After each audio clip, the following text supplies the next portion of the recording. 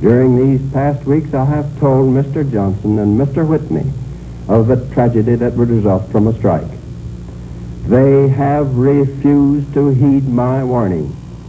I doubt whether the rank and file of their unions have been told these facts. I am telling them now so that each one of them can face his conscience and consider the specter of starvation and death that will result from the course which Mr. Whitney and Mr. Johnson are following.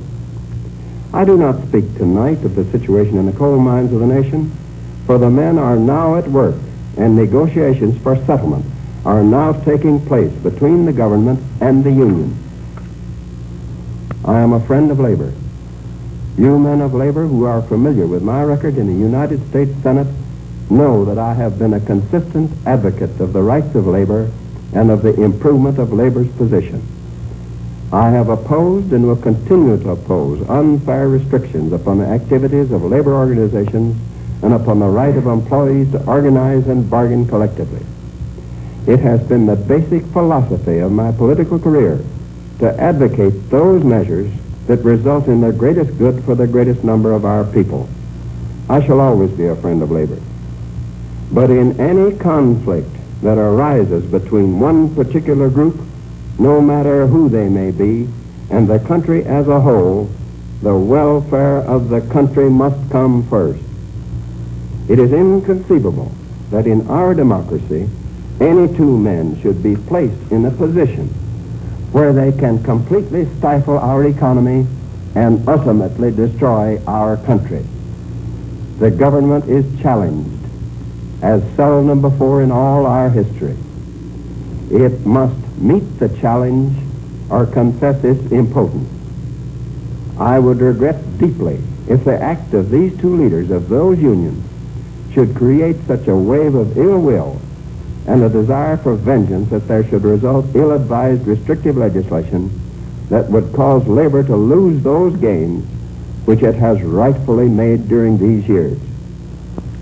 As President of the United States, I am the representative of 140 million people, and I cannot stand idly by while they are being caused to suffer by reason of the action of these two men. This is no contest between labor and management.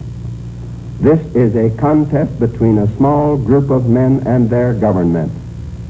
The railroads are now being operated by your government, and the strike of these men is a strike against your government. The fact is that the action of this small group of men has resulted in millions of other workers losing their wages. The factories of our country are far behind in filling their orders. Our workers have good jobs at high wages, but they cannot earn those wages because of the willful attitude of these few men. I cannot believe that any right of any worker in our country needs such a strike for its protection.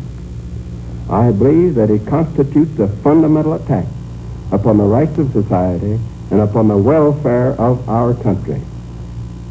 It is time for plain speaking.